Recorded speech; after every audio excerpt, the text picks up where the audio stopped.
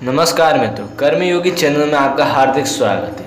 आज के इस वीडियो में मैं आपको बताने वाला हूँ कि पराक्रमी वीर योद्धा अंगराज कर्ण जब परशुराम के दिए हुए श्राप के कारण अपनी सारी विद्या भूल जाते हैं, तब अर्जुन अपने अंजनास्त्र का प्रयोग करके अंगराज कर्ण का वध कर देते हैं।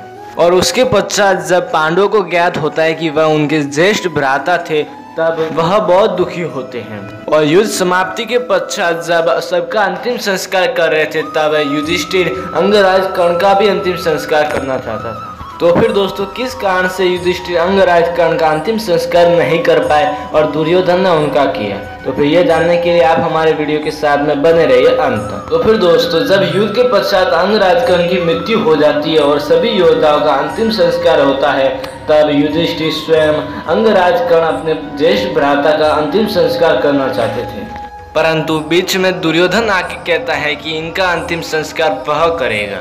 इस पर पांडव नहीं मानते और ना ही दुर्योधन मानते हैं। तभी यह बात छिड़ जाती है कि कर्ण का अंतिम संस्कार कौन करेगा। तो फिर दुर्योधन बातों ही बातों में पांडवों से कहता है कि तुम पांडवों ने कभी भी इस कर्ण को सूत पुत्र ही कहा और इसके साथ में तुमने कभी भी ज्येष्ठ भ्राता के समान व्यवहार नहीं किया। तुमने इसका अपमान करते रहे हो तथा तुमने इन्हें कई बार लज्जित भी किया है। और इसी प्रकार दुर्योधन पांडवों को भला बुरा कहता है। इसके पश्चात श्री कृष्ण बीच में पड़ते हुए कहते हैं कि हे युधिष्ठिर, कर्ण का अंतिम संस्कार दुर्योधन को ही करने दो, क्योंकि कर्ण और दुर्योधन के संबंध पूर्व से ही अच्छे हैं और दुर्योधन ने कर्ण को मान और सम्मान दिया और तथा कर्ण ने इसके बदले में अपनी मित्रता का निभाई और महारथी कर्ण ने फल स्वरूप अपनी मित्रता निभाते हुए अपनी मृत्यु को भी स्वीकार कर लिया अपने मित्र के लिए।